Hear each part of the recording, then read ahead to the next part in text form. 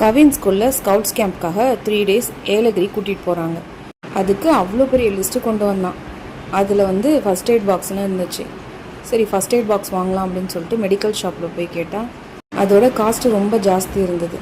சரி நம்மளே ரெடி பண்ணுவோம் ஃபஸ்ட் எய்ட் பாக்ஸ் அப்படின்னு சொல்லிட்டு வீட்டில் இருந்த ஒரு ஸ்வீட் பாக்ஸ் எடுத்துக்கிட்டேன். அதோட லிட்டை வந்து ஒயிட் கலரில் சேஞ்ச் பண்ணணும் அப்படின்னு சொல்லிட்டு A4 சைஸ் இருக்கிற ஒரு ஸ்டிக்கர் பேப்பர் எடுத்து அது மேலே ஒட்டிக்கிட்டேன். ஒட்டினதுக்கப்புறம் கீழே ரெட் கலர்லேயும் மேலே ஒயிட் கலர்லேயும் ரொம்பவே அழகாக இருந்தது. என்னடா குறையுது அப்படின்னு பார்த்தா ஃபஸ்ட் எய்டு அப்படின்றது எழுதாமல் இருந்தது. ஸோ ஃபஸ்ட் எய்டுன்னு எழுதிட்டு மேலே கிராஸ் சிம்பிளும் போட்டுட்டேன். கேம்புக்கு மோர் தென் 200 ஸ்டூடெண்ட்ஸ் போகிறாங்க. ஸோ கண்டிப்பாக அது மிஸ் ஆகும் அப்படின்னு சொல்லிட்டு நான் அவனோட பேரும் எழுதிட்டேன் அது மேலே. அதுக்குள்ளே அவனுக்கு தேவையான எல்லா திங்ஸும் நானே கஸ்டமைஸ் பண்ணி வச்சுக்கிட்டேன். வீட்டில் இருந்த ரோலர் பேண்டேஜை வச்சுக்கிட்டேன். அதுக்கப்புறம் ஒரு தைலம் டப்பா வச்சுக்கிட்டேன். இது தலை வலிச்சா யூஸ் பண்ணிக்குவான், இல்லைனா கை கால் எங்கேயாவது அடிபட்டால் யூஸ் பண்ணிப்பான். அப்புறம் ஆன்டிசெப்டிக் க்ரீம் வந்து ரெகுலராக வீட்டில் இருக்கும், அது ஒன்று வச்சுட்டேன். அப்புறம் பேராசிட்டமால் டேப்லெட் ஒன்று வச்சுட்டேன், ஃபீவர் வந்ததுலாம் யூஸ் பண்ணிக்கிறதுக்காக.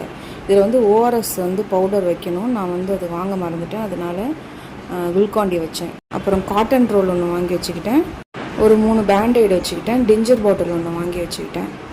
இதெல்லாமே தனியாக வாங்கும்போது ரொம்ப விலை கம்மியாக தான் இருந்தது. அப்புறம் கொசு கடிக்காமல் இருக்கிறதுக்காக மஸ்கிட்டோ ரெப்பலண்ட் அந்த இதுவும் வாங்கி வச்சுக்கிட்டேன். ஃபஸ்ட் எய்ட் பாக்ஸாக வாங்காமல் நம்மளே வந்து கஸ்டமைஸ் பண்ணுறதுனால நிறையவே மணி சேவ் ஆயிடுச்சு.